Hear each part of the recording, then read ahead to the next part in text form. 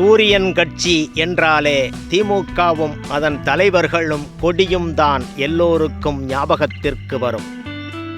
ஆனால் சூரியன் கட்சி என்று முதலில் அழைக்கப்பட்டது தாத்தா இரட்டைமலை சீனிவாசன் அவர்களின் கட்சியைத்தான்.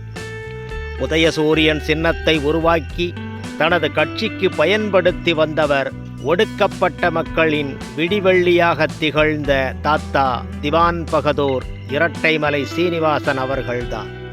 அந்த உதயசூரியன் சின்னம் அவருக்கு சொந்தமானதுதான்.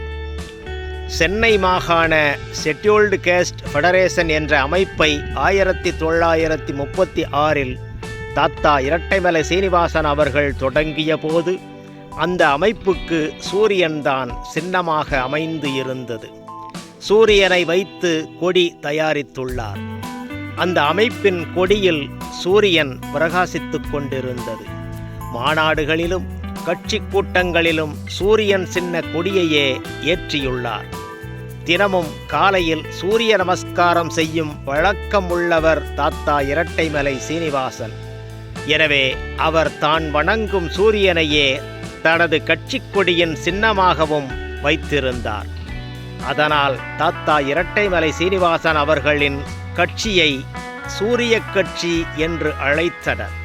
2 மலைகளுக்கிடையே உதிக்கும் உதயசூரியன் சின்னம் என்பது தாத்தா இரட்டைமலை சீனிவாசன் அவர்களின் பெயரில் உள்ள இரட்டை மலையை குறிக்கும் 2 மலைகளும் அதற்கு இடையில் சூரியன் உதிப்பதும் என்பது அவரையே குறிக்கும் ஒரு சின்னமாக இருந்தது.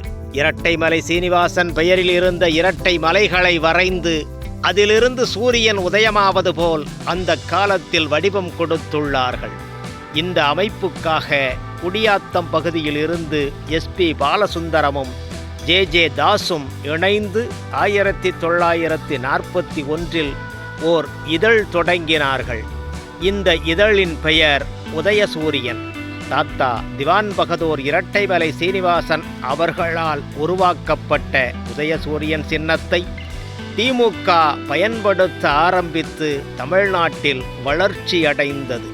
தாத்தா இரட்டைமலை சீனிவாசன் அவர்களின் உதயசூரியன் சின்னம்தான் ஆட்சியில் இருந்த காங்கிரஸ் கட்சியை தமிழ்நாட்டு ஆட்சியிலிருந்து அகற்றியது.